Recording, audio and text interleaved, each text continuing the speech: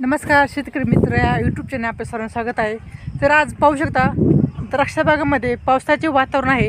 यासाठी आपण कोणती बागेत आर्द्रता वाढते आणि जास्त पाणी बागेला भेटल्यामुळे मुळाची संख्या वाढते, म्हणजे पांढऱ्या मुळाची वाढ होते. त्यामुळे बगलफूट जास्त होते, म्हणजे डिरी आणि बारी वाढते, केनोपी जास्त व गर्दी होते.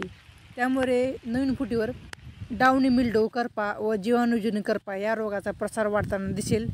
तसेच बागेमध्ये काळजी परिपक्वता चालू आहे. आपण बोर्डोचे मिश्रण 8-10% वापरून फवारणी करावी व स्पर्शजन्य बुरशीनाशक फवारावी.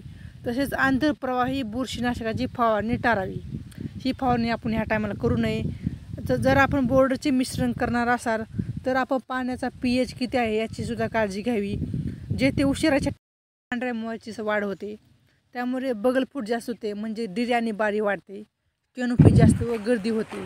त्यामुळे नवीन फुटीवर डाउनी मिल्डो, करपा व जीवाणूजन्य करपा या रोगाचा प्रसार वाढताना दिसेल. तसेच बागेमध्ये काळजी परिपक्वता चालू आहे. आपण बोर्डोचे मिश्रण 8-10% वापरून फवारणी करावी व स्पर्शजन्य बुरशीनाशक फवारावी. तसेच आंतरप्रवाही बुरशीनाशकाची फवारणी टाळावी. ही फवारणी आपण ह्या टायमाला करू नये. जर आपण बोर्डचे मिश्रण करणार असाल तर आपण पाण्याचा pH किती आहे याची सुद्धा काळजी घ्यावी. जेथे उशिरा छाटणी झाली आहे तेथे या बोर्डची फवारणी करू नये.